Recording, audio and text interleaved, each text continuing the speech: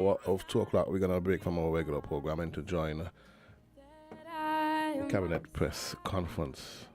Ambassador, Permanent Secretary, Mr. Osmond Petty, other senior government officials, good afternoon, and welcome to this Cabinet Press Conference on Wednesday, the 29th of June, 2022. I also extend a special welcome to the media who is present here. I now invite the Honorable Prime Minister of St. Kitts and Nevis, Dr. the Honorable Timothy Harris, to enter.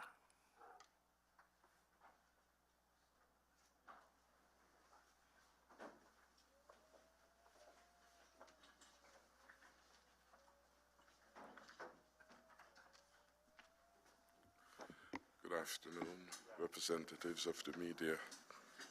Allow me to recognize the members of the Cabinet, His Excellency Ambassador Michael Powell, senior officials of the government.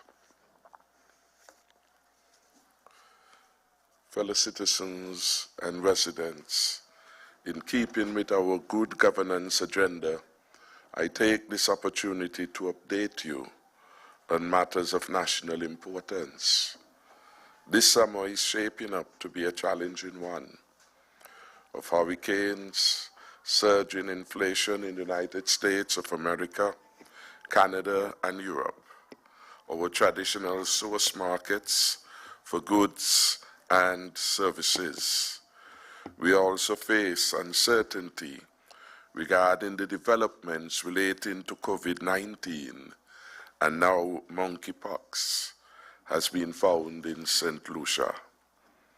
Speaking of the deadly COVID-19 pandemic, the United Kingdom has entered a fifth wave, with experts warning of imminent surges in cases.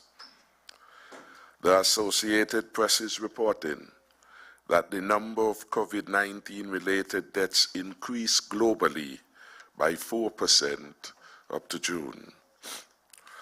With the high uncertainty in the global economy, it is clear that our country needs competent and proven leadership now and in the future to weather the storm.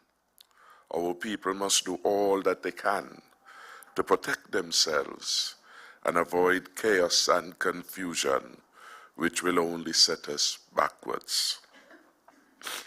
I am pleased to report that we continue to experience a reduction in incidents of crime in St. Kitts and Nevis. Recent data reflect a further drop in criminal activity in the country. For the period 1st January to 25th June 2022, 697 incidents of crime were reported. This represents a 2% reduction in crimes over the corresponding period in 2021, when there were 714 incidents reported. I extend commendation to all our security agencies and their contribution to this reduction. Our country is safer than at any other time in the last 25 years. My government will continue to invest in our security infrastructure. In this regard, I am pleased to advise that major renovation works are to commence at the Charlestown Police Station, and this is estimated to cost around $2.2 million. Additionally, I am advised that over the last 7 years, we have spent $67 million on the operations of our security forces on the island of Nevis. In the face of significant global risks, my government continues to manage well, protect the poor and vulnerable in our society. Our income support program, and this is a program which pays $1,000 monthly to those displaced as a result of the COVID-19 pandemic. Our income support program continues to provide assistance to many who were displaced by COVID-19 and who continue to be. The Ministry of Finance is reporting that 3,120 persons have benefited from this program for the year so far, with $7.8 million paid out in 2022. I repeat that. The Ministry of Finance is reporting that 3,120 persons have benefited from this program for the year so far, with $7.8 million being paid out so far in 2022. Taking into considerations payouts in 2021, the accumulated total payout for 21 and 22 is in the region of $15.8 million. My government has also paid out $398,000 in disability support to 158 beneficiaries, and that is for 2022 so far. In 2021, a total of $486,500 was paid to beneficiaries under the Disability Support Program, bringing the accumulated total payout for 2021 and 2022 to date to $884,500. The Disability Support Program is a program by which we pay families with children or persons with disabilities $600 monthly. These are significant efforts by my administration to help families cope during these difficult times. Additionally, my government has paid $439,700 in fuel subsidy to 224 beneficiaries in 2022. Under the fuel subsidy program, the Ministry of Finance is reporting some 105 beneficiaries in 2021 were paid a total of $129,800. The accumulated total to date under the fuel subsidy is $569,500.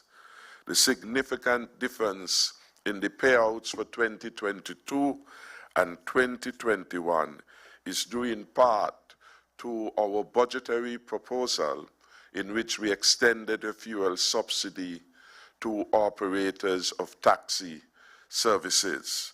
Before, the program was being paid principally to those who would be driving the public transport bus with an H number plate. In pursuing a policy of mitigating the cost of living, we were mindful that many families had yet to recover from the effects of COVID-19, and a critical part of our 2022 budget approved by the Parliament involved the extension of several elements of relief to our people. The elements of relief are consistent with our efforts to protect our people from the rising cost of living caused by forces external to us, like the Russian-Ukraine war, which has triggered a shortage of energy, agricultural inputs, food, etc., and subsequent high prices. My government has responded to bring relief to our people and ease their hardship. The following cost of living measures have been taken to help consumers and to protect the poor and vulnerable. 1. We have waived the payments for consumption of water for individuals who have been laid off or have experienced a reduction in earnings as a consequence of COVID-19. 2. We have waived the payments for the consumption of water by farmers, that is to boost the agricultural sector. We have removed VAT and import duty from selected hygiene items. This is to allow us to better respond to the COVID-19 pandemic. We removed the import duty and customs service charge on selected items, including vegetables, fruits, fruit juices, cough and cold preparations, and vitamin supplements. We reinstated the annual import duty exemption for 16 tires, 4 pairs of brake pads, and 3 pairs of brake shoes for 8 passenger buses. We reintroduced the duty-free allowance by non-commercial importers for a 6-month period ending September 2022. We reduced the remaining duties and taxes on the ingredients required for the production of the $2 bread for a period of 6 months. This was a specific response to demands of the bakers to increase the cost of bread. And the government took the position that we will not support an increase in the cost of what we consider the basic bread bought by the majority of people, that is the $2 bread. And so as part of the negotiations, we conceded duties and taxes on the ingredients to produce the bread. We placed an 8-month cap on the freight cost that is used in the calculation of duties and taxes that are paid on the importation of goods for the 20 and 40-foot dry and reefer containers. Again, this was an effort at cost containment, recognizing that the cost of transportation was rising significantly. The government sought to use an average pricing mechanism reflecting freight costs for over a period of time to contain the add-on effects of taxes on the cost of the importation of goods. Perhaps Minister Phipps will speak a little bit to this measure. Of course, since 2020, we have taken the decision to reduce corporate income tax from 33% to 25%. That still remains in effect. And the tax for unincorporated businesses is at 2%, down from 4%. The cost of fuel continues to be a challenge. What has the government done?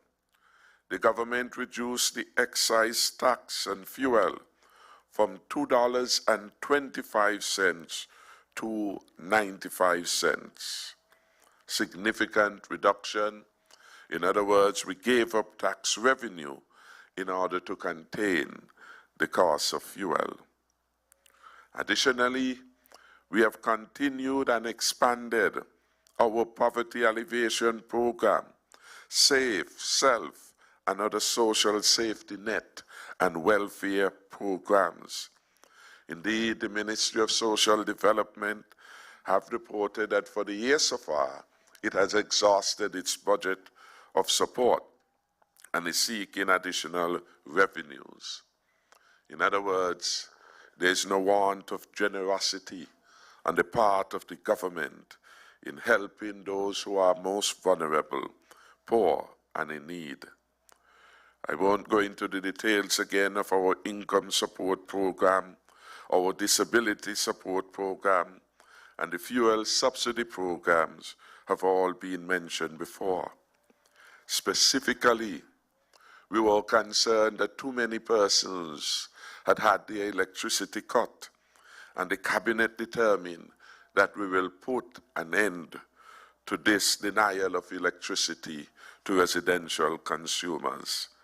And so we place a hold or moratorium on the payment of electricity arrears, and we have in fact waived the fee for the reconnection of electricity, all with a view to our people getting again lights in their home. We could not continue the policy of putting families in darkness. The shame and agony surrounding this were not consistent with the compassionate society my government encourages. Another important issue of concern has to do with the matter of water. My government continues to deliver for the people, and in particular our plans to solve the perennial water problems in our country are being actioned. And I want to thank the new Minister for Public Infrastructure, the Honorable Jean Hamilton, whose task it now is to ensure we have a quicker follow-through of actions on these critical matters. This, of course, is not a new project. Since December 2020, my government signed a contract with BEAD, LLC, to undertake a groundwater development project. The project had two main parts. One, to remedy the water quality of Shadwell number 2 well, and two, to drill a new well at Keon. The site was already identified through previous exploration work. Given the recent water shortage, our water department has determined that well drilling at Keon is more of a priority than remedying the well at Shadwell. It is recommended that BEAD not only complete the well in Keon, but also drill in the following areas: Lodge, Molyneux, Phillips, Sadlers, Deep Parsons, and Newton Gown. We will also advance water availability by constructing desalination plants. An adequate and safe water supply is one of the most basic infrastructure on which our socio-economic development rests. This matter cannot be postponed, as the health and well-being of our country rests on our moving quickly to solve all water problems. The dramatic increase in the cost of fossil plans to secure safer, cleaner, and more reliable energy resources.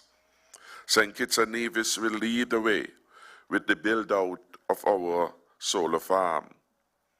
When completed, we expect the cost of electricity to be significantly reduced and also experience a higher reliability of energy supply.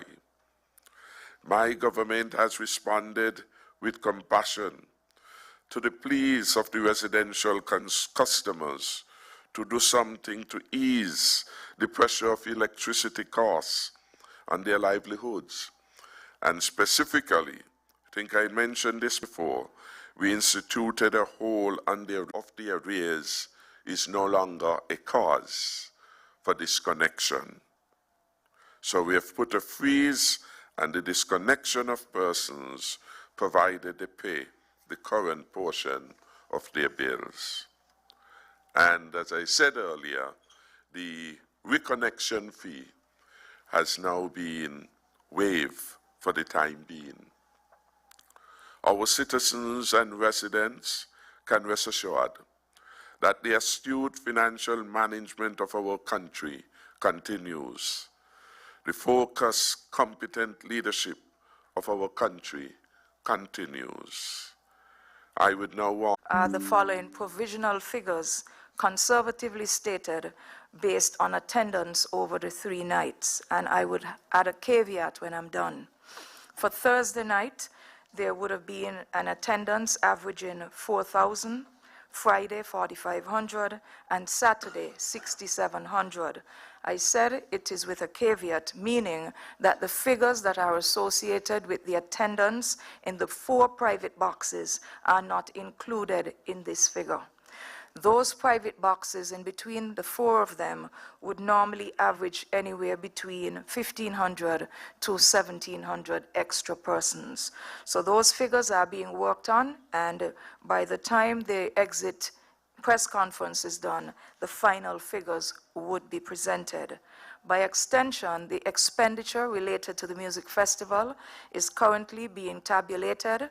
We do have a number of invoices that are outstanding, and as such, I'm using this opportunity to encourage those persons who have outstanding invoices that should be turned in to the Ministry of Tourism, the SKTA Music Festival Committee, to do so that we can make the remittances, as is the practice of the SKTA and the Music Festival, to do so in a timely manner.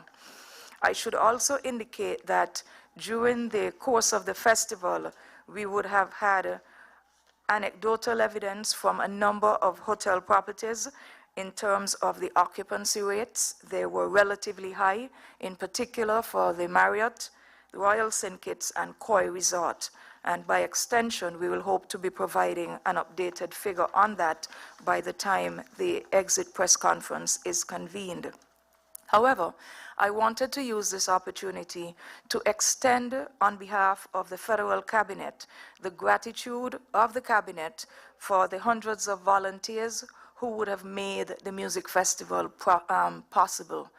Every single staging of the music festival cannot take place without the work of volunteers, and there were quite a number of them that would have put their shoulders to the wheel and would have made it possible for us to restart the music festival in what I consider to be grand, high-class fashion. We also thank all of the vendors who would have worked hard to ensure that the festival was a success. There were some 8 to 10 booths that would have been available for vendors, as well as a section for small vendors and also persons who were selling crafts, as you would have entered the stadium using the access staircase from the Birdrock basketball field. One of the hallmarks, as I indicated, of the festival is the whole issue of settlement of bills on time. So again, I'm asking persons who would have had bills outstanding to please turn them in. At the same time, I should also indicate that a post-mortem will be done on the 24th edition of the Music Festival to look at the things that we would have done well, things that could be done better, to do some benchmarking and some best practices in terms of how we compare ourselves to other major festivals, and basically for what are some of the best practices that obtain elsewhere in the world that we too could be adopting. But nevertheless, from all assessment, we can say that we delivered in terms of ensuring that the St. Kitts Music Festival's 24th edition for the year 2022 was an experience like no other, as was indicated by the slogan that would have been adopted. So I just wanted to share that small bit of information with us, and also to indicate too that in terms of budget support for the St. Kitts Music Festival, during the budget period and ultimately when we would have approved the budget in Parliament in December of 2021, the sum of approximately 2.4 million would have been allocated for the expenditure related to the music festival. Of course, as I indicated earlier, the income statement from the music festival will be forthcoming. What I can also indicate to you is that as of perhaps last Tuesday, when we would have had the last meeting of the COVID-19 task force, it would have been reported that up until that day, at least 4,000 plus tickets had been sold based on general admission tickets alone. So I just wanted to bring that brief summary in terms of where we are with the music festival.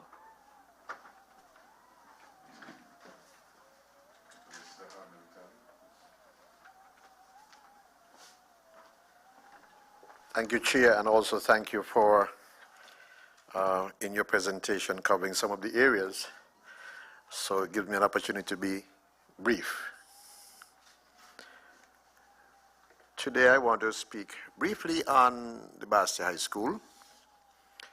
As you're aware, when I took over the ministry, there was some delay taking place in providing insurance coverage for the project.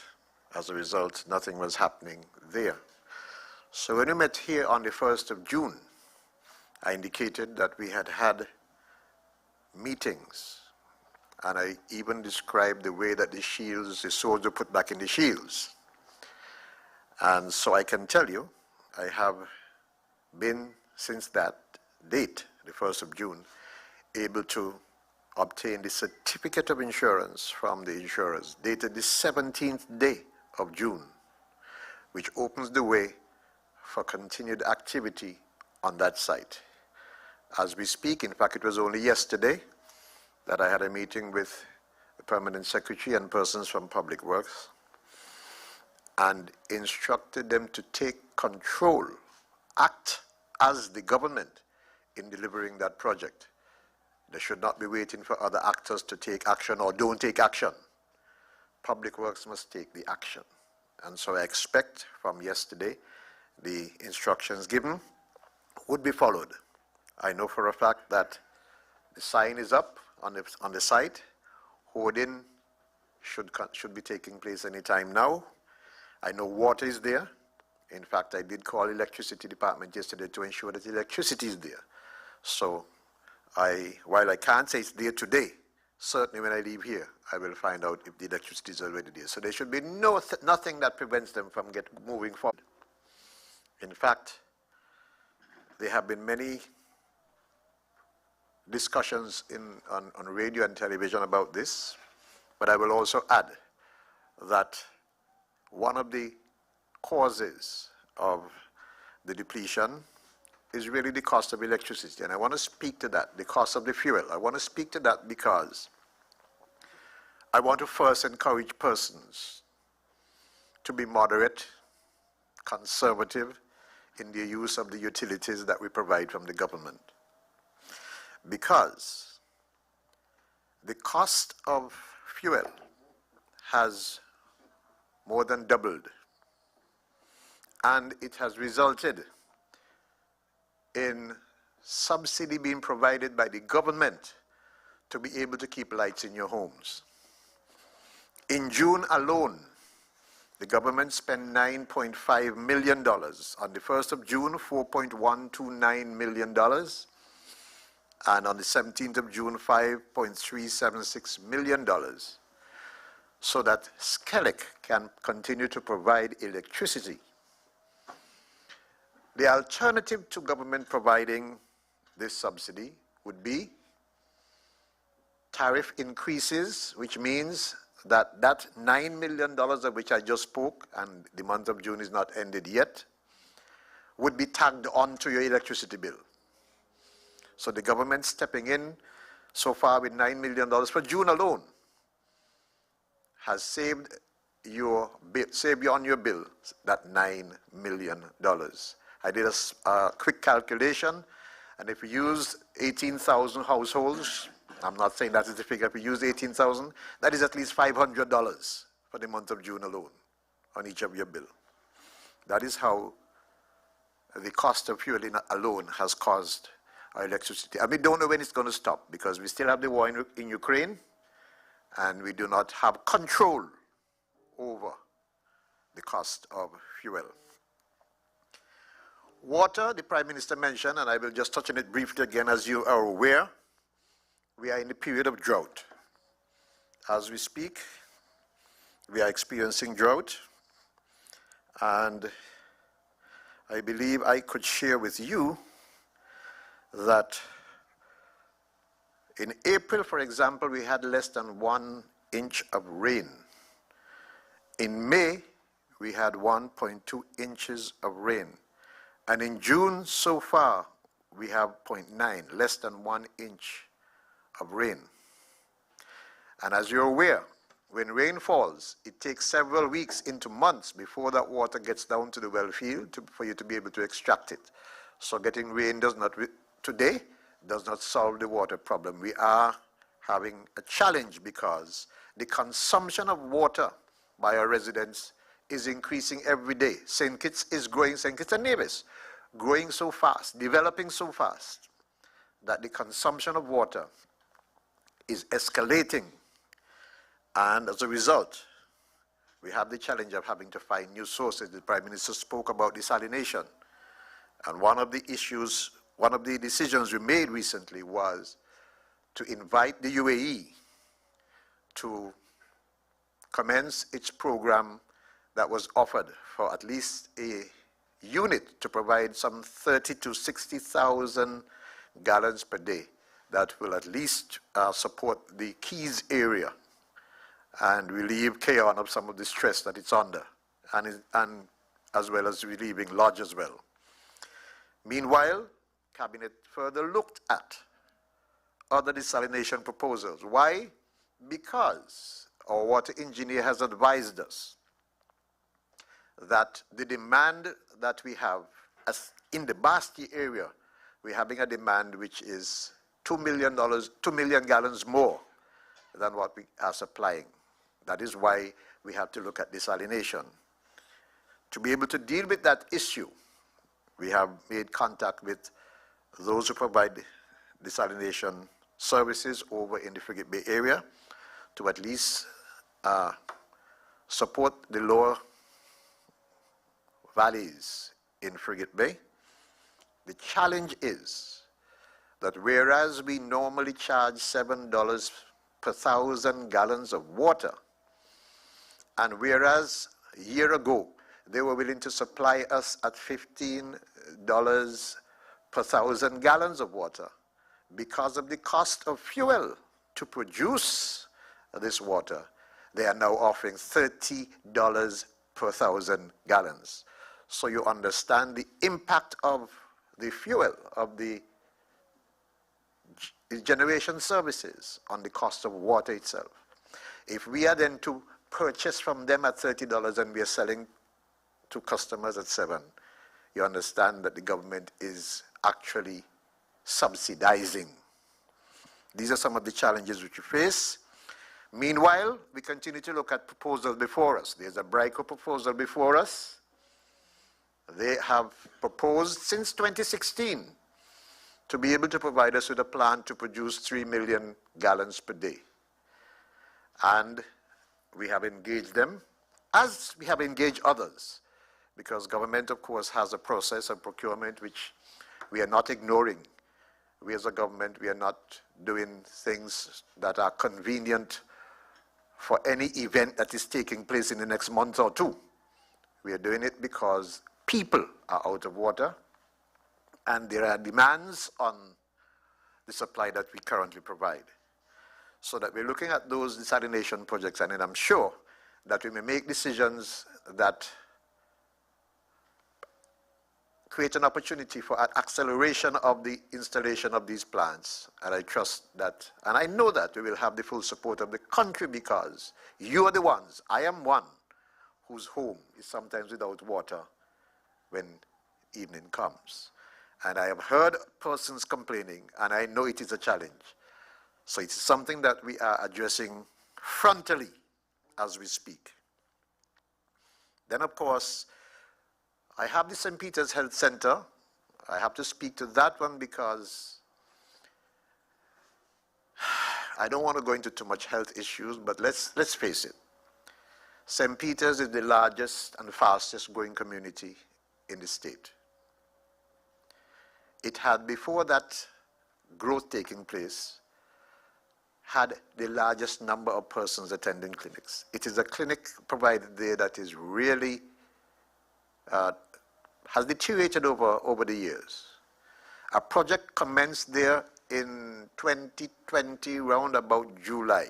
It was scheduled to be completed, that is a new health center, scheduled to be completed September last year. Somewhere around May, June, it came to a halt. It came to a stop. And from that time until now, it had not progressed. Since I became the minister, I have started the work to make sure it is progressing so that we could complete that facility to provide the services that are needed in St. Peter's in particular, but on the country on a whole. Let me say that it was just yesterday when I visited with the financial secretary to make sure that the consultant whom we hired to evaluate the project as it is, that the consultant is paid so that we can be engaged, and within 7 days, as the consultant has promised, he'll be able to provide the kind of report for us to make the decision going forward. I expect that after that report, both the government and the contractor will come to some agreement, or we will move in a different direction. That I cannot report on now, except to say that that health center has to be completed. I cannot have that tied up in litigation and other issues for many years to come. Then, of course, it is no secret we are hiring DLG consultants to take on this task, so that's not a secret. The final one I would like to touch on is the economy playing field, but I think I'd rather leave it because last time we were here, I mentioned that the steel fabrication on the ground, they were at the Kim Collins Stadium, and I will be working with the Attorney General to make sure that the Ministry of Sport gets that project underway. It is currently getting its final viewing by the people in finance, and once that hurdle is passed, I would expect the Connery Sporting Complex to get moving. I will leave the other issues so that you can ask questions, because I would prefer to, though politicians love to talk and I like to talk long, I think I'd leave it for you to ask questions so that I can respond. Thank you.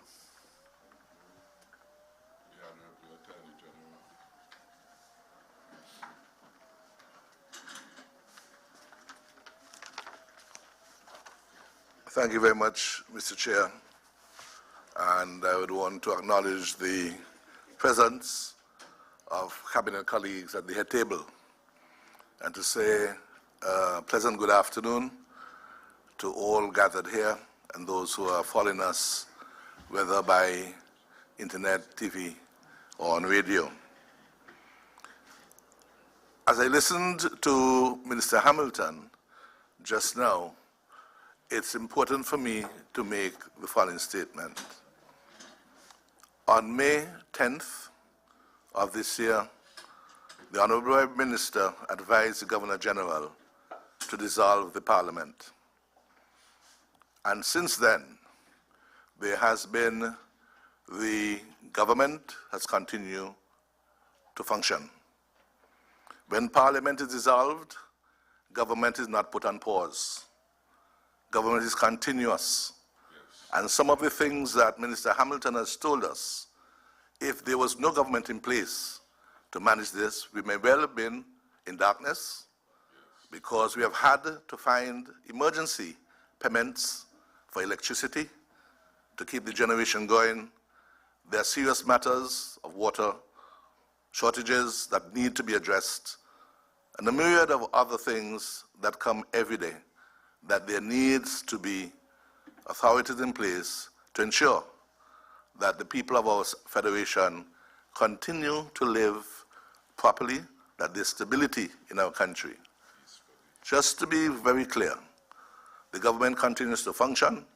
It functions within the Constitution, within the ambit, the four walls of the law. We live as a country under the rule of law, and the Constitution is our supreme law. And everything done has been done in accordance with the law, and we will continue to do so. Just to reiterate, on the May 10th, Parliament was dissolved. And according to our Constitution, once the Parliament is dissolved, a general election must be held within 90 days. Not at any day that somebody calls for it to be held during that period. It is the prerogative of the Prime Minister to advise the Governor General when to have the poll taken. It must be taken within that 90 days from the May 10th. And I just want to emphasize that, to say that we continue to function and function properly. It would be unheard of if we had to postpone or put music festival on pause. This is something that had been arranged time ago, as has been the solar farm, has been other things that are happening every day. We continue to function for the good of the people of St. Kitts and Nevis within the law. I want briefly then to turn to some of the portfolios that I have under my purview, and I'd just like to start by speaking to Justice and Legal. We have had to close the courthouse building as a Lee Llewellyn Moore Judicial Complex. We had been advised that the air quality was poor, and we have had to remove our staff from there. They function remotely and in shift while we prepare to move to the CNC building.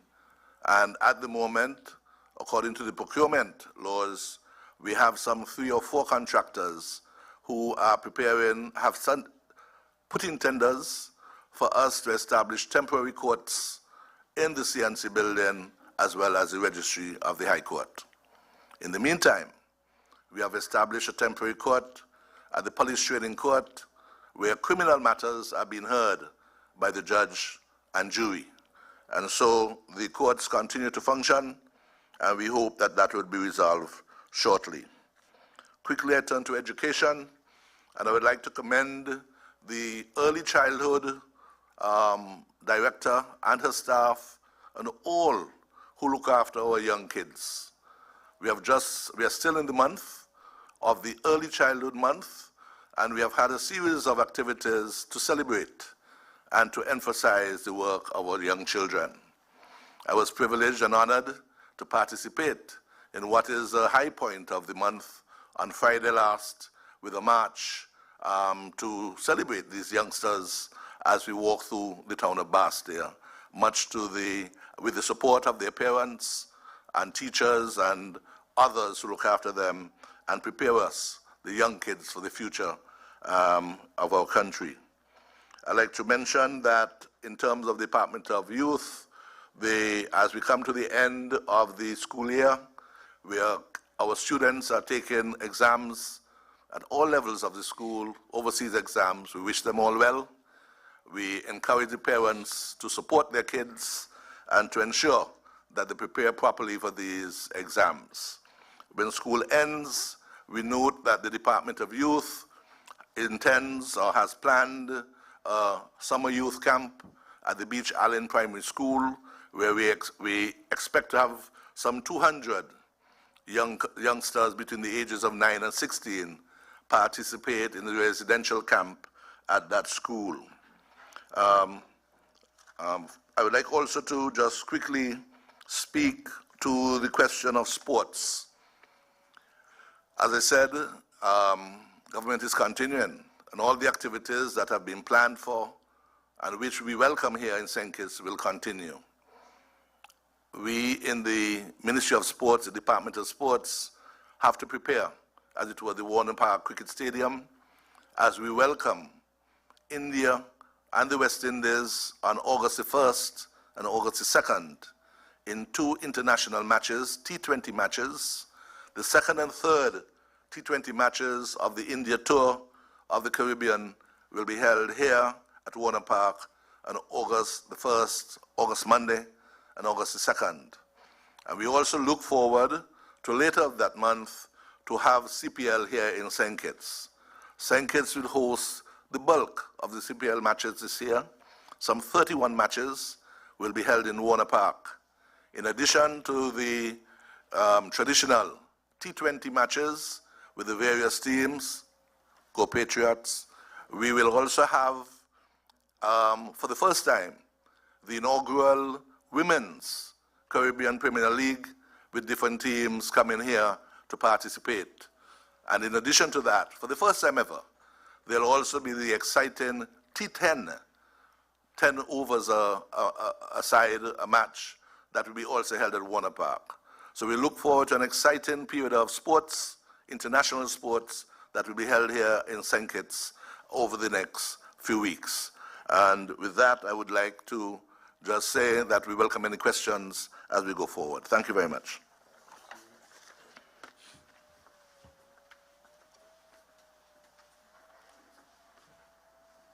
Those are the interventions we will have at this time, and so we are open for questions from the media.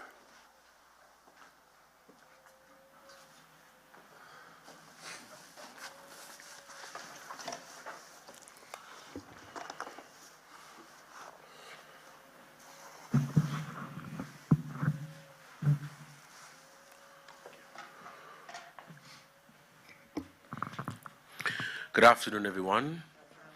Devon Cornelius, WINNFM. Just a few questions.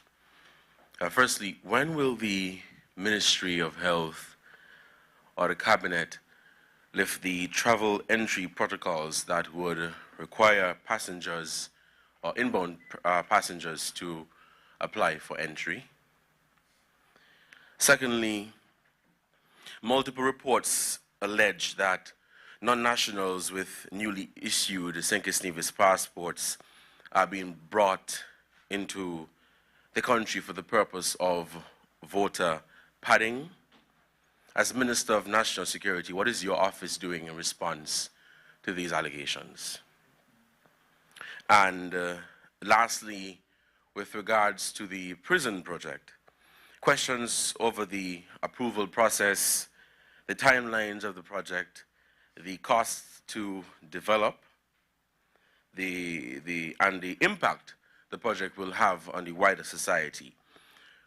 Please provide us with, or to the best of your knowledge, the genesis of the prison project, its funding stages, how it will be financed, who ultimately benefits from the construction in regards to jobs. And recently the number of, or the cost of 2.2 billion has been publicly discussed and objected. What is the real cost of the prison project? Thank you. Thank you. Any other questions?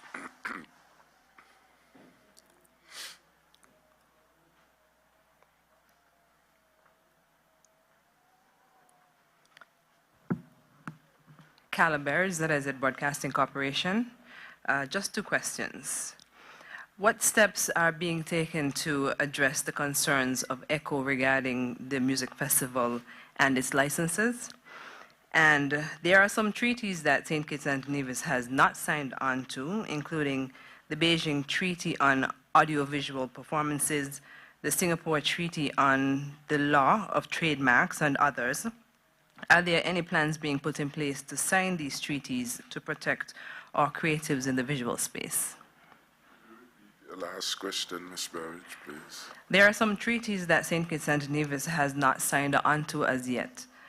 The question is, are there plans being put in place to sign these treaties to protect the creatives in the digital space?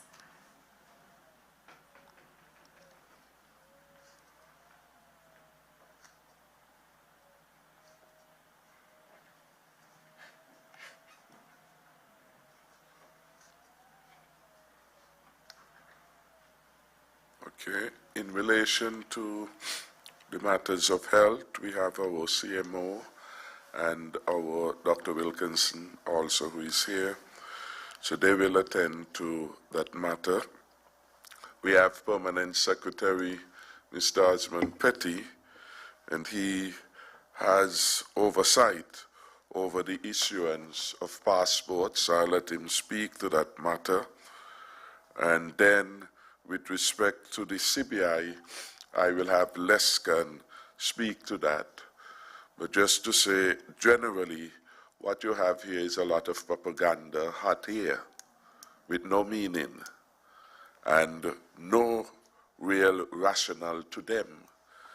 The two persons who are leading in questioning the new correctional facility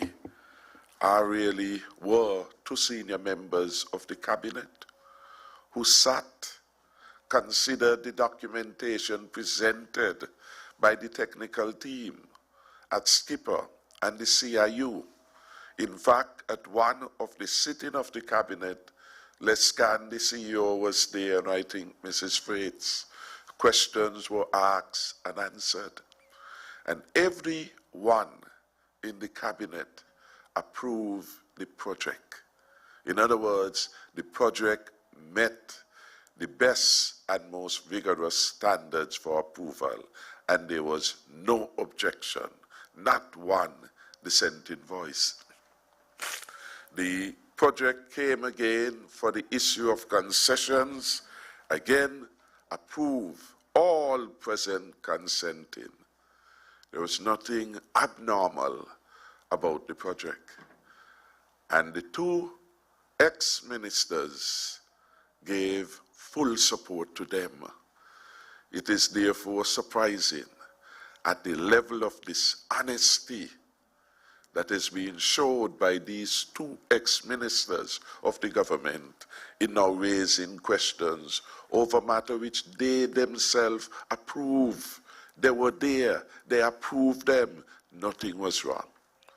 The normal processes were followed, and the decision was put for the cabinet to be made by the cabinet based on advice of the technical team. Every matter in relation to the CBI program goes to the cabinet for policy, clarity, elucidation, and development. That is how things are done under the Harris administration. So we have nothing to be concerned about with respect to the new correctional facility. And why should I explain the need for a new correctional facility? When going back since 2000, that has been in the public domain. Dwyer Asterman, for example, when he was Minister of National Security, indicated that he had proposed a CBI program to build out the infrastructure given the high level of dilapidation he had inherited from Denzel Douglas when he assumed the portfolio for national security, and it was turned down. One of the matters which Astefan claimed he wanted to address was a new correctional facility. In his budget address for 2012 and 2013, and I have copies of them here, Dr. Douglas spelled out the rationale for the new facility. He spoke in part about, let me get this quote correct. He said at paragraph 110 of his budget address, the ministry will continue to advance plans to erect a new prison facility in the near future. This facility will have the capacity to house 400 inmates and will go a long way to ease the present overcrowding situation at the main prison. That was Denzel Douglas speaking in his budget address presented to the country in 2012 for the financial year 2013. Again, in 2012, he made similar reference to this prison. It's just that he couldn't get it off the ground. He couldn't finance it. So in 2012, speaking on Tuesday, the 13th December 2011, Dr. Douglas said, as early as 2006, my government had identified safety and security as the focal sector to be financed utilizing resources from the 10th EDF. We have now completed the approval process and will implement the initiative over a 3-year period starting in January of 2012. This program will complement our anti-crime strategy as it focuses on areas such as institutional strengthening and the construction of a new police training facility and prisoner rehabilitation sector. These initiatives, according to Douglas, are intended to place our police at the top spectrum of advanced policing and, of course, provide the opportunity for those who are on the wrong side of crime to reform themselves for the greater good of their communities and the society at large. So the justification for it superseded my administration and goes all the way, if we believe Dr. Denzel Douglas, since 2006, he was working to get the financing for it. And if we believe Dwyer Rastafan, way back, I think it was in 2004, he said, entertained the idea of getting, through the CBI, funding for the development of a correctional facility. It's almost 200 years.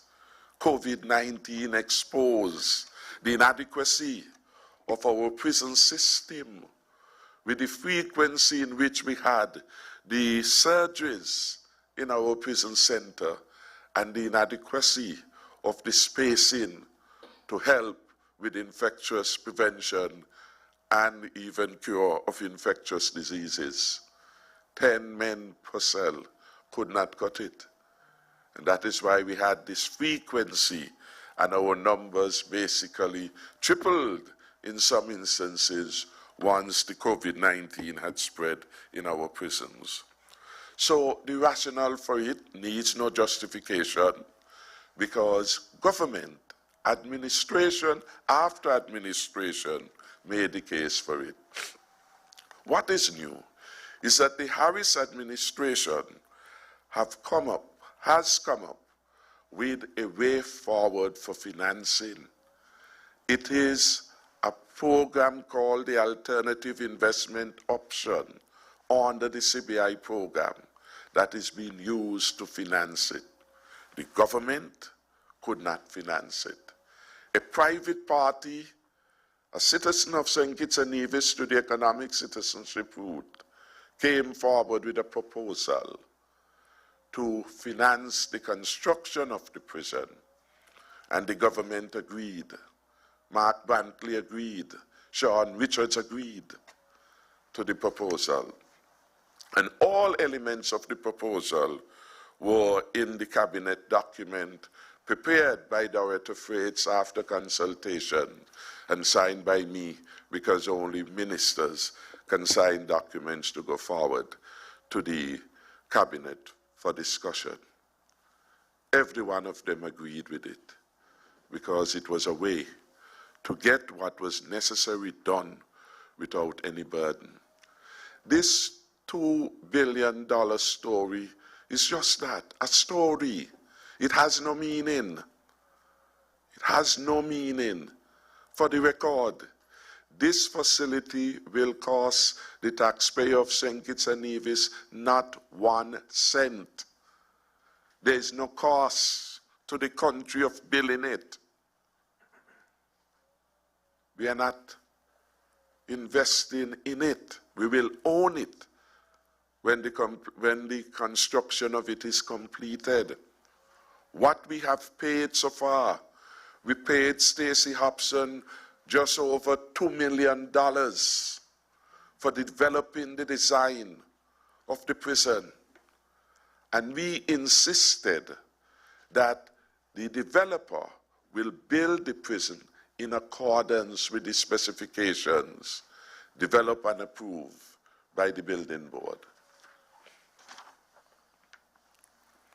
by the building board. That is what we did. We insisted that the developer must be able to start the project even before one share was sold. The developer is one of the, I would say, most efficient and effective, because that developer, a citizen of St. Kitts Nevis and also a citizen of China, has delivered a Ramada hotel of 300 rooms. In other words, they have a record of delivery in St. Kitts and Nevis. They have resources. They are a big player in the market. Not 1 cent this will cost the people of St. Kitts and Nevis. It is something well needed to satisfy our own concept of human decency, how our people should live, where they should stay, and what conditions we consider acceptable. And it is well known that the human rights body, when they have come and visited our prison, gave us low marks because of the overcrowding. And so the beneficiary of this project would be the people of St. Kitts and Nevis, who will have a prison facility built at no cost to the taxpayer. And let us be very clear that the construction of the prison does not compete with the government being able to do any other capital project, because one, the money for it is not coming out of the treasury. No costs, not 1 cent. And that is why I say we don't get ourselves lost in the nonsense being spoken by dishonest Mark Brantley and dishonest Sean Richards at this particular moment in time. The further point to be made is that that particular project and every share that is sold will bring about $50,000 into the treasury, plus due diligence fees. So rather than taking money out, it will bring millions of dollars over the life of the project. And those millions coming into the project now will help us to deal with the problem at the judiciary, which the Honorable AG made reference to. It will help us to improve the services at our JNF hospital. It will help us to build roads. It will help us to launch the largest housing construction program in St. Kitts and Nevis in a lifetime. It will help us to build out our public infrastructure. No downside to it for the people of St. Kitts and Nevis. The downside is in the lazy minds of those who are now criticizing it. No downside to it. And so that is the story of the CBI.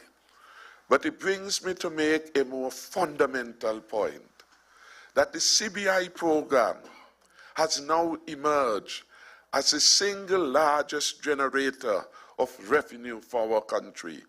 Why then would two upstart ex-ministers engage in undermining it, when one of them has laid his claim to fame and wanting a fair share? So he's destroying it, the very vehicle on which he wants to rely to be able to do things for the people of Nevis. It doesn't make sense. It's an irrational approach by those who want to lead the country. And our people must be very mindful of dishonest politicians who would say anything and go to any extreme to score cheap political points. They know what they are saying is nonsense. They know it. And persons in the media need to investigate, get the information, and make sure the information is made available to the people of St. Kitts and Nevis and the wider region. One of my colleagues called me and he said, I am concerned over those foolish statements being made by Mark Brantley and Sean Richards.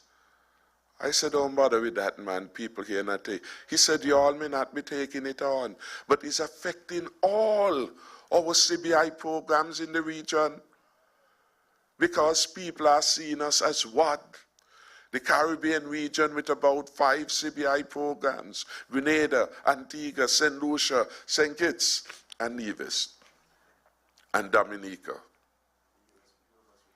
And so when you criticize one, they lump us, the cities, as shortcomings in the program. We are now considered the platinum brand. We have come a long way from 2014, when Dr. Denzel Douglas basically mashed up the reputation of our CBI program, destroy any goodwill in the international community. It was in May 2014 when the Treasury Department, FinCEN, took a decision to lay a charge against St. Kitts and Nevis, accused the Denzel Douglas administration of allowing illicit actors to participate in the program. Mogadam and all of these. It was in November of 2014 that the government of Canada took the hard and painful decision to withdraw visa-free access to the people of St. Kitts and Nevis on account of its displeasure with the management of the CBI program under Denzel Douglas. And it said it had no confidence in the Douglas administration. The Douglas administration then was doing all kind of ridiculous things with the passport, taking out the country of birth field so that persons could conceal the identity. It was going against the grain cardinal principles for the issuance of passport. And the two most powerful countries in our hemisphere reprimanded the administration and hurt us. So many people now have to struggle to get into Canada, who otherwise would have just bought their ticket, gone to Canada as easy, except for price, as if they were going to Jamaica, Antigua, or any other member states of the region. We have come a long way from that because we reformed the program. We improved the due diligence. We work with our international stakeholders. We traveled the entire globe in the first set of meetings. I walked with the Attorney General, went to London, meet the important people in the government of the United Kingdom. We went to Dubai, met with important stakeholders, began the process of rebuilding confidence. And now 2 persons, former members, ex-members of the cabinet, who should know better, is telling a lot of untruths and spreading misinformation which they know will not hold up. The man who helped us to reform the CBI is here. He's Lescan, and I would invite him to add any comment on this particular matter. But as far as this costing $2 billion, that is only in the head of those who are propagating this nonsense. Not $1 of the taxpayer money will be required to construct this new facility. And you ask me who will benefit? We have about 3-4 different contractors out there. They are benefiting. You ask me who will benefit? It is TDC who is benefiting. It is Horsford who is benefiting. It's all the workers who have found work there on site. And in the other establishments that are supplying materials and other products of need, they are the ones who are benefiting from the project. And the country, of course, will benefit because we are going to see a boon in the construction activity of the country as a result of the prison being built over the next perhaps 2 years or thereabout. So there are no downside to us. Mr. Lescan.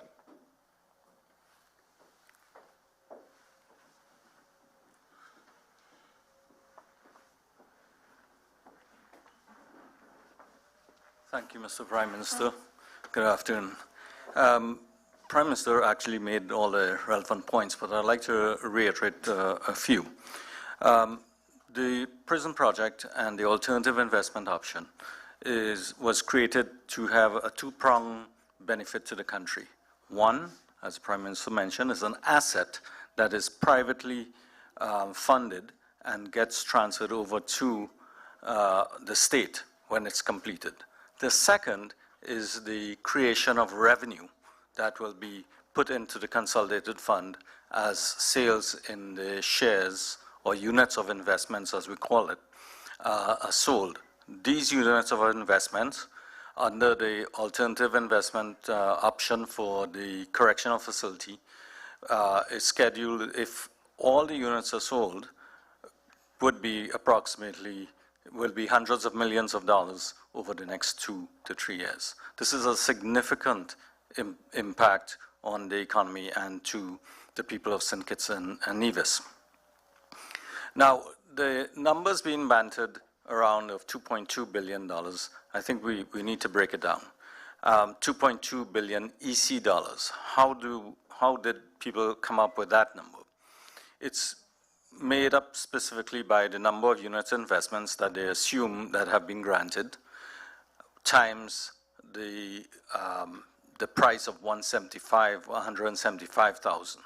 So if you take, let's say, 5,000 units of investment times 175, convert it into EC, you will get $2.2 billion. To be specific, what the developer gets is not $2.2 billion. What the developer gets is what he can sell in the market at whatever price there is in the market. In the market, we're competing with the likes of Dominica and the other Caribbean islands, and even other programs outside of the Caribbean. And whatever price is there is what the developer will compete at and offer his units of investment. These prices, or the 175,000 that will be the face value, which is the government's price, has to be discounted, or commissions paid to agents out there who are very aggressive. The clients or potential investors know the price that St. Kitts is competing against Dominica or St. Lucia or Grenada or Antigua, and that price number goes down to what the developer actually receives. And this happens in the alternative investment option and also in the real estate market under standard real estate. So we're in constant competition against a price structure that is not necessarily the face value of what we have to offer. But we have to allow the developer to be able to complete his or her construction. Despite the price being offered in the marketplace, the government or the developer has to pay the government on an average $50,000 into the coffers. So this is very specific. That $50,000 comes straight into the consolidated fund, and as the Prime Minister mentioned, is used in an array of areas. We did go through a rigorous process in determining well, first of all, we had to change the legislation in order to allow infrastructure projects to be included under the CBI program. And that infrastructure project proposal started in early of 2021. Before any project was put forward, we discussed it, we proposed it, and it was discussed in cabinet, and legislation was passed. SROs were passed to legislate the alternative investment option. So when a project came along that we felt fitted the criteria of what was legislated, obviously that was put to cabinet again. So there was rigor around what we did. There's another point I need to reiterate here, and that is there is oversight over this project. The project is not just being willy-nilly managed by the developer. They are members of government agencies involved in project management and oversight of the timelines of this project. I have seen a project plan and I have seen delivery dates that take us into 2023. I have also seen the cost of construction. Originally, there was the proposal that there was the suggestion that the project was going to cost about $40 million US dollars. That's about 100 million EC dollars. And based on COVID and the cost of materials and so on, that number has actually increased to about 50 million US dollars from what I'm being told. Another point to note is that under the current, where we are in construction, at least 200 locals have been employed to date. And it's expected that by the end of this year, there will be about 1,000 locals employed in the construction of the prison. So I just wanted to elaborate on these points. Thank you, Mr. Prime Minister. Thank you. We will now hear from Mr. Petty in relation to persons coming in with our passports.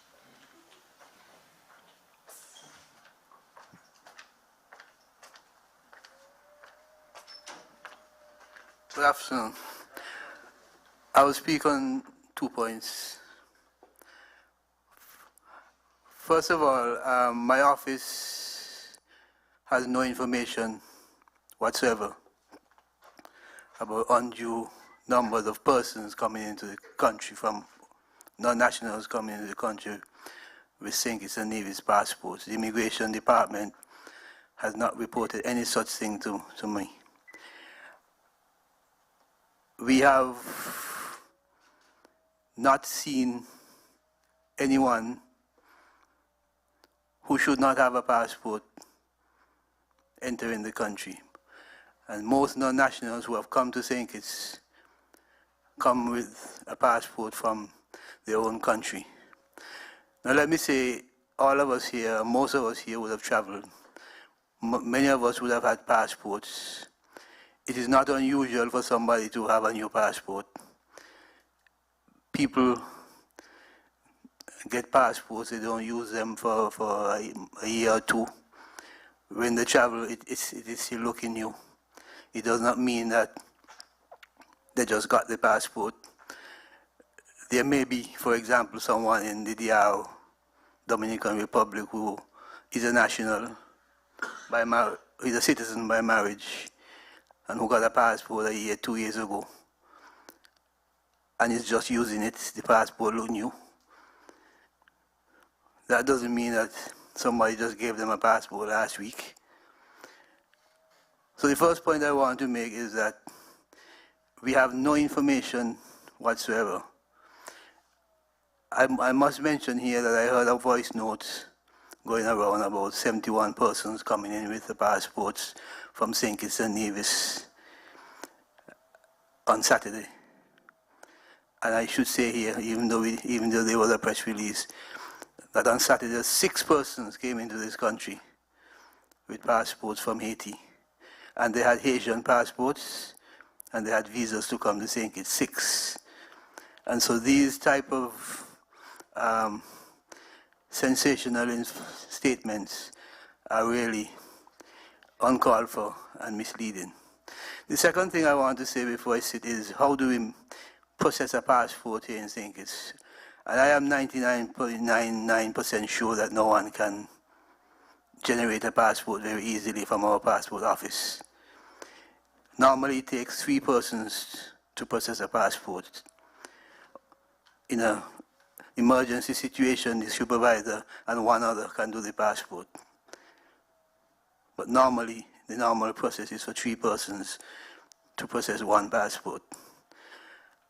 The passports, when they come in, and all our passports are supervised, controlled from the Canadian banknote, which is based in Canada. The passports, when they come in, they're locked away. To get into the passport, to remove any passport, the supervisor and our CBN trained technician, both of them simultaneously have to go to the locker and input their passwords and codes to open it and remove passwords and remove passports. The number of passports taken out are recorded in the passport office. They're also recorded down in my office, and they are monitored and recorded at CBN in Canada. And so, if, for instance, passports are taken out, then it's going to crash the system because CBN right away will realize that something has gone wrong. We can't print. And so any talk about people coming out, going out with bags of passports is just foolishness. You just cannot get it done. No one person can go into the system and remove a passport, remove any number of passports. And the numbers are recorded in sequence. And if passport number 10 is printed, the next one has to be 11. If it's not 11, then CBN is going to raise an alarm, raise 11. And so I want to say to the general public and anybody who is interested that any talk about bags of passports leaving the country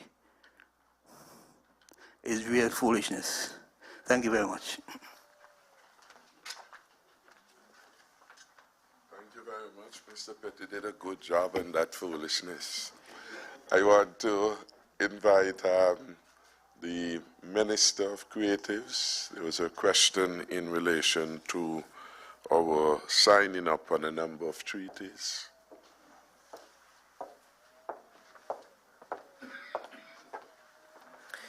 Thank you, PM.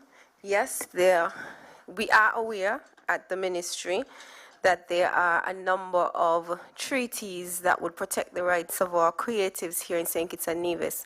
And since the ministry have been established, we would have reached out to Justice and Legal Affairs to determine what our position was on the treaties. The treaties that we would have requested information on would have been the Rome Convention for the protection of performers, producers of phonograms and broadcasting organization, the Beijing Treaty that you alluded to, the WIPO Copyright Treaty, the WIPO Performances and Phonograms Treaty, and the Marrakesh Treaty to facilitate access to published works for persons who are blind, visually impaired, or otherwise print disabled.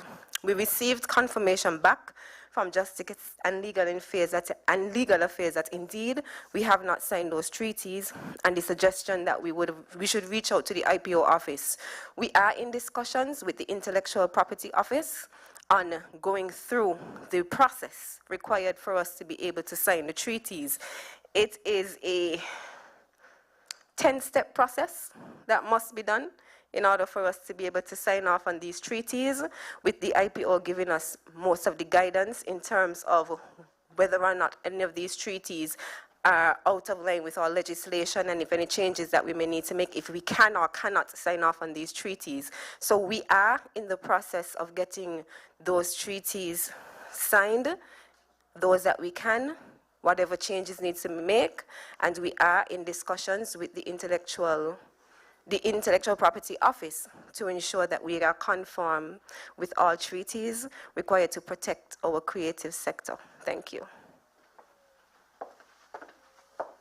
Thanks. Before I invite our CMO to speak on the question put regarding the lifting of the requirement, I want to address one other piece of misinformation that has come from those who should know better. I gather that part of the argument the mischief makers, by that I mean Mark Brantley and Sean Richards, have put, is that we are spending $2.2 billion on a prison. Again, not 1 cent on the prison. A private party is funding it. Just as, for example, a private party funded the Park Hyatt. We got a Park Hyatt hotel here, funded through the CBI program. Not 1 cent of our money was spent. And it is a similar kind of process of giving shares for things to happen in your country. Ramada was built through the CBI program, not 1 cent from the government. But people went out there, took their risks, market their project, got buyers, paid the government its due, and they did their construction. And Mark Brantley should know better. A member of the Mark Brantley's cabinet, Spencer Brand, is also a developer in the CBI program. And Spencer Brand project came to the cabinet, supported by the NIA, for us to give them shares. Is it that the government then is funding Spencer Brand project? I think it's about, what, $44 million US? Is it that the federal government will take up 109, nearly 120 million EC to fund Spencer Brand project? Or Spencer Brand will go around the world, find people, find interested people? So they understand how it works. They understand there is no cost to the government and the country, because right in their cabinet is a member participating in the program. It is really a form of foreign direct investment. In fact, among the member states, Grenada, Antigua, Dominica, and St. Kitts, the CBI program represents the largest contributor to foreign direct investment. It's people bringing in their money, being incentivized through the CBI program. That is what it is. And Brantley should know better. Brantley should know better, and it is surprising that they will go there. The other argument that they said, well, that money should have gone to deal with the water issues. What nonsense are they talking? We ain't have no problem of money, shortage for water issues. In the budget now, as we speak about the BEAD program, the drilling, $6,000 US is there. 600,000 is provided to execute that particular project. The project did not go through because Sean Richards failed in the delivery of it. That is what has happened. They are too lazy to even know what was before them. They bring the foolish argument, where rather than spend on the prison, spend on Barstow High School, but there is no competition. Over the last 7 years, we have budgeted $81.5 million to get the Barstow High School started. Again, inefficiencies. We have had 3 ministers of education, to be clear. Sean Richards, he didn't get it due. John L. Powell, he didn't get it due. And we now have the Honorable Vincent Byron working with the Minister of Public Infrastructure. And in less than, 2 months, we are moving ahead. Laziness, not a lack of funds. $81.5 million made available. That is more than you could spend. 81.5 million over the last 7 years. And those who were charged with the responsibility for delivery did not deliver. It is taking our 3rd Minister of Education, who is committed, an educator, committed to education and the Barstow High School with its rich history, to get this project going. So I want to commend the new Deputy Prime Minister and Minister of Public Infrastructure and the Honorable Attorney General for getting done what couldn't be done in 7 years. That is what this has exposed for us. So again, the drilling, not a problem. Money in the budget. Just spend the money. Get on with the work. Get on with the job. And that is why now we can get that project going without any coming back to the cabinet to get approval for extra funds, because the money is there. So again, it's just silliness, because we are in the middle of the silly season.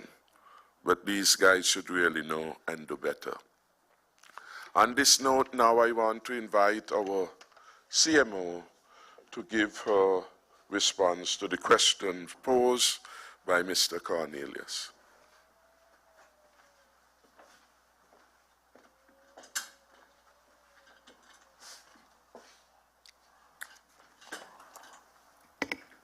Good afternoon, everyone.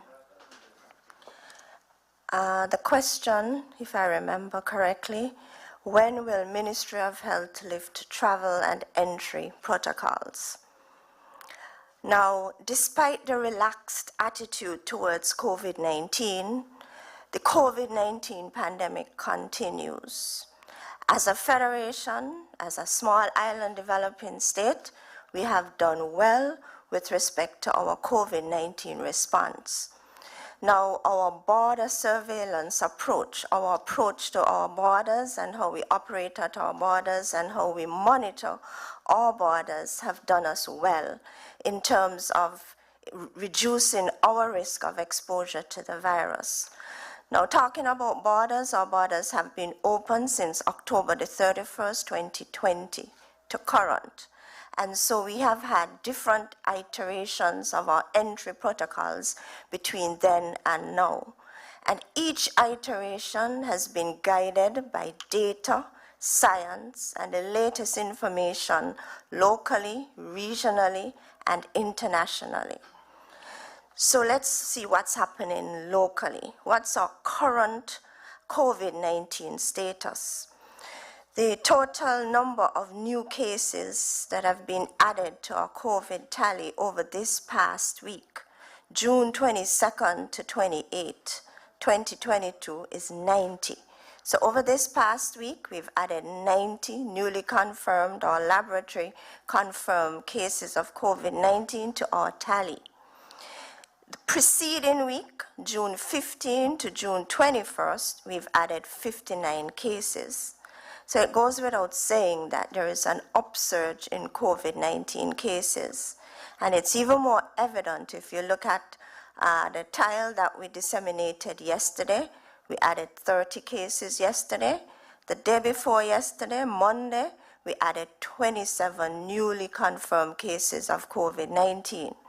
The last time we saw these numbers or these daily counts was towards the 20th of January of this year, when we were in the middle of wave 4. So locally, we are seeing an upsurge in COVID-19 cases. So the total number of COVID-19 cases reported by the Federation so far, 6,022 cases. We've had 5,876 recoveries. At present, we are now monitoring 103 active cases. It's been a while, it's been a few months since we've been monitoring so many active cases. We are happy and we are lucky that our death toll as a result of COVID remains at 43. So 43 COVID-19 related deaths. Hospitalizations, I need to report to you this afternoon that we have one person admitted at the JNF General Hospital COVID-19 ward, and we have one person admitted at the Alexandra Hospital with COVID-19. Again, it's been a while since we've had any COVID-19 related hospitalizations. It's also important to note that since June the 3rd, 2022, based on CDC's evaluation of the Federation, we are at level 3, CDC's COVID-19 travel health notice level 3. So in the eyes of the US and CDC, St. Kitts and Nevis is deemed a high-risk destination. So that's our current status. Now, as I said, there's a surge in cases locally, and it's not surprising because we've had over 700 mass events approved in the Federation over the last 3 months. The most recent of these mass events is the music festival, which we just enjoyed this past weekend. Now, for music festival or preceding, between June 16th and June 26th, we welcomed 4,402 inbound air travelers to the Federation. So between June 16th and 26th, 4,402 inbound air travelers came to St. Kitts. 54% of these individuals came from the United States of America. If you look at the data there, the US is experiencing a surge in COVID-19 cases driven by the BA4 and BA5 subvariants of the Omicron virus. So the US is our biggest source market. They are seeing a surge, and most of the inbound passengers that came in around Music Festival came in from the US. Some came in from the United Kingdom. The UK is now experiencing its fifth wave. The whole of Europe is seeing a surge in cases. So in summary, there is a surge in the number of cases locally. There's a surge in the number of COVID-19 cases in our source markets. And so the question of change, as I said before, our entry protocols have been guided by data and the latest information.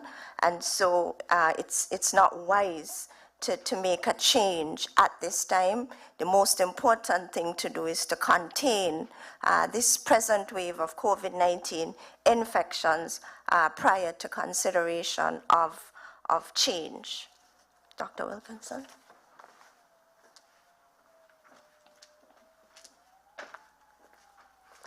I just want to add my support to what the Chief Medical Officer just said, and just to explain a few things, because we have said all along that our approach has been a life-first strategy, and we always balance the science and the risk that we can absorb, taking into consideration that we have a relatively fragile health system. We know from the guidance that we've gotten from the World Health Organization that they have clearly said that there is no one-size-fits-all approach to this pandemic. And so when persons speak about the United States lifting their entry requirements and why can't St. Kitts do that, we have to take into consideration our healthcare system and our financial situation here.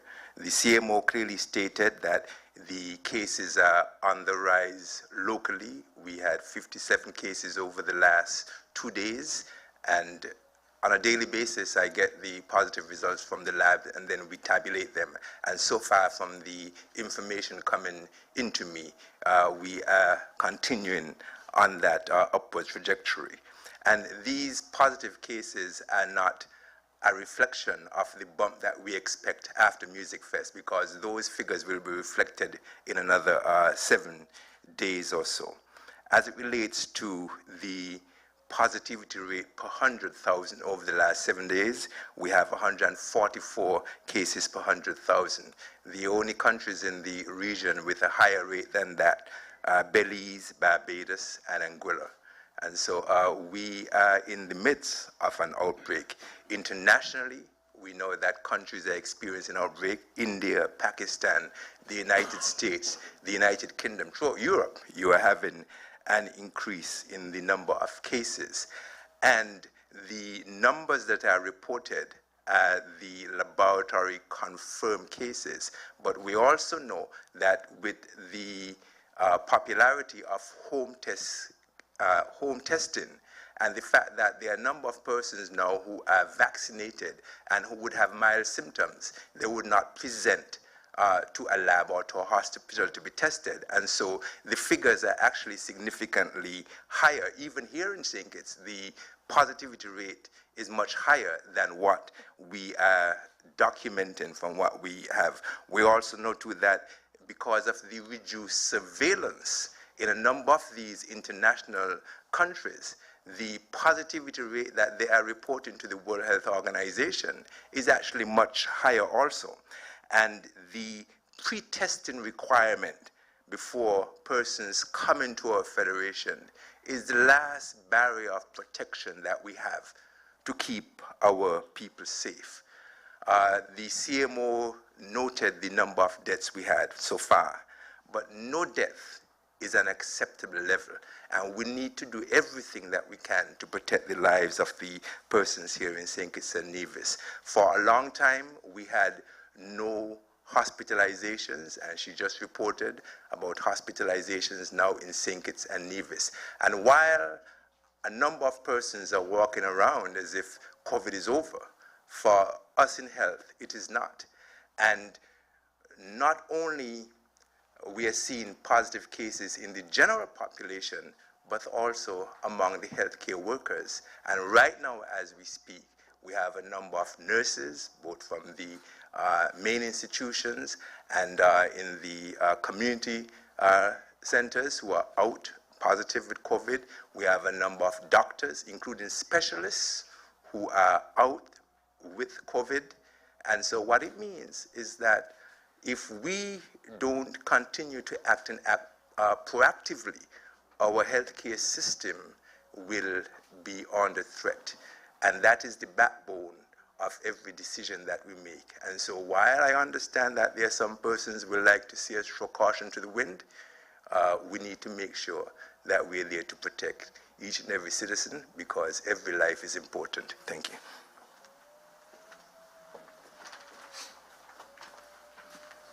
Thank you very much, and let me, on behalf of the country, thank our two medical experts for the consistency and the excellence of their service to the country throughout this period as we grapple and took on this fight against COVID-19. You have not proven us wrong, and so we thank you and remain indebted to you. If there are no further questions, we have one more. Sorry, there was one. Okay. Minister Phipps will address. Sorry.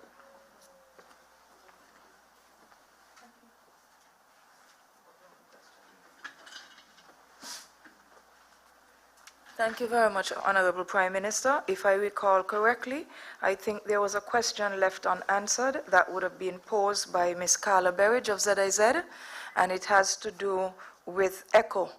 And if I can paraphrase the question, at least based to the best of my knowledge, I think Ms. Berridge was asking what are the steps being taken by the Music Festival Committee in terms of addressing the concerns of ECHO. Was that correct? Okay, and for the benefit of the public, let me explain what ECHO is.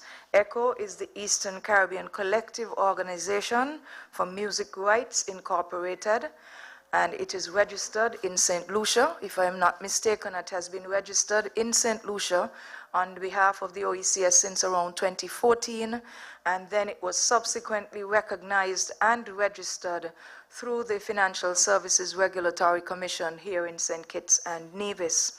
And to put in perspective the question from Ms. Berridge, up until 2018, if my memory is correct, because please bear with me, I would not have been the minister responsible for Music Festival before the 10th of May. It is my understanding that the regular license fees for the Music Festival would have been paid. And around 2019, there seemed to have been some sort of discrepancy in terms of the billing procedure, etc. There were a number of questions being raised by legal counsel representing the music festival in terms of supplying documentary evidence in terms of the legality of the local group that was representing ECHO. That information, to the best of my knowledge, is provided to me by officials within the Ministry of Tourism and then authenticated by virtue of me being copied on an email for a lawyer representing ECHO, is that the information, the additional information was provided just last week, if I'm not mistaken, Honorable Attorney General. As it is, in a nutshell, what is being requested is that when intellectual property or the music or the songs that have been composed by others would be used on an international, local, regional stage, once that intellectual property has been duly determined to be the property of the songwriter or the composer, and it is used by a third party, it then becomes subject to the payment of licenses. So the same thing obtains if you were to take portions of a book that has been published by an author and refuse to give acknowledgement of its use, or you fabricate it or you plagiarize it, then you have these types of copyright infringements that would come into place. So it is something similar when it comes to music that is produced, especially produced against the backdrop of a commercial endeavor, as is the case of the St. Kitts Music Festival. So what is involved in the process is that when artists get on stage and they play songs, sing songs, or even DJs play tracks or beats from other persons, that they would have to be logged appropriately, and then the license fees would be paid to the producer, to the composer of the music, as the case might be. There is also another side to it when it comes to percentages of receipts being determined insofar as license fees are concerned. So what I would say to Ms. Berridge, and for the benefit of the public, is that now that the additional information that was requested by legal counsel for the music festival has been produced by the requisite attorney, the process of discussion and negotiation would be put in place so that in as expeditious a manner as possible, once there is proper documentation and logging of the music that has been played for the 2019 and now 2022 music festival, the appropriate licenses and other fees will be settled.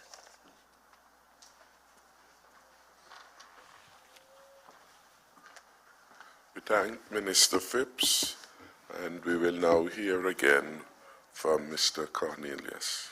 Sorry, I had a few questions. I have a few questions from Andre Huey of SKN Newsline, who could not be here today. His questions are, how much profit might Galaxy make from the prison project, and why is this project's revenue not going into the public purse? Why do citizens not get to own the solar power plant?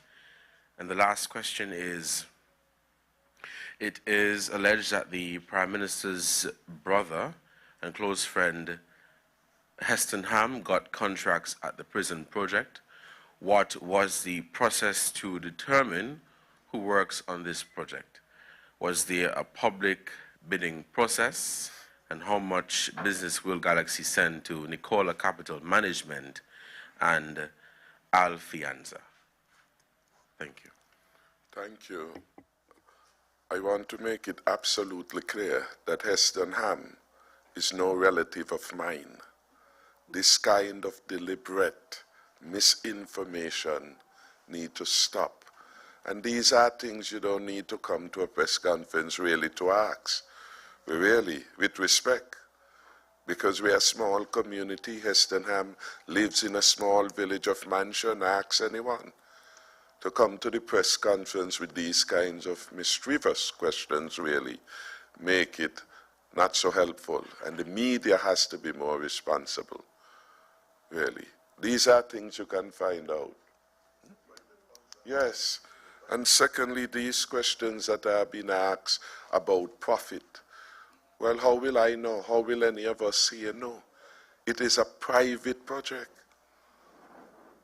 Do we know how much is the profit of Park Hyatt? No, nobody asks. Built the same way. Do we know what is the profit at Ramada? No, nobody asks. That is the nature of the private. Do we know how much Minister Spencer Brand will make from his project? No, nobody knows. So why are we to know these things? Why are we to know these things? And then this, who will benefit? I mean, on one hand, we are asking about citizens being able to do things. And on the other hand, we are asking about citizens benefiting from activity. There's a contradiction. It's really a political agenda that we are attempting to satisfy. So these questions, in my view, are not questions for here. If you want to know how Galaxy does its business, you go and you ask Galaxy about its business operations. You want to know how much money it will make, you go ask them. You want to know who are the beneficiaries, go ask them. How come we are not asked how much SL Horsford will make or TDC will make from supplying materials? So why are we focusing on small people in the country like Heston Ham, a young man who has spent all of his life, latter part of his life, as a successful businessman, a trained police officer, went on to use that expertise to set up his own security operations. Competently, we are asking about him.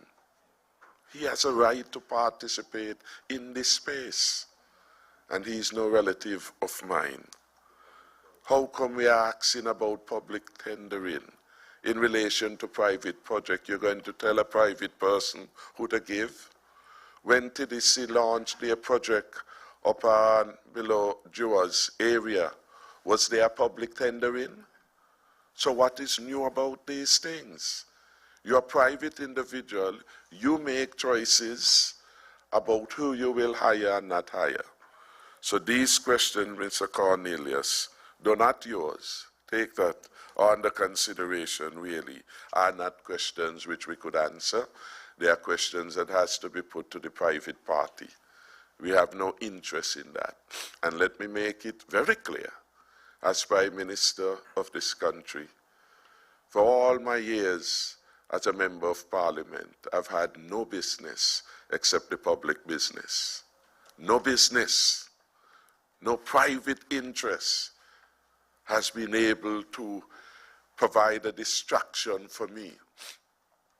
I encourage all those who want to become entrepreneurs to do so. But for me, I am concerned about the public business. Too hard at work, focusing on that, to contemplate any other thing. I'm a public servant at heart. Live in my hometown. Live in my mother's house. Feel content, not swayed by riches. Not swayed by that. So all these things that people would say, they would never connect in relation to me.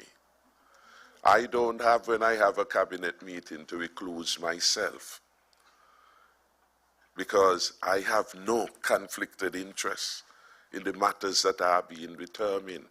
I am not one of those lawyers who will bring a matter, and when you check it out, their firm has an interest in it. I am not one of those. No private interests. My business is the public business. You can rest assured of that. I think we have no further questions.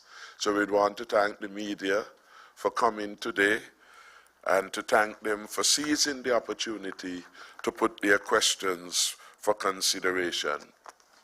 Thank you very much, all who have participated in this very important public accountability session. Thank you again.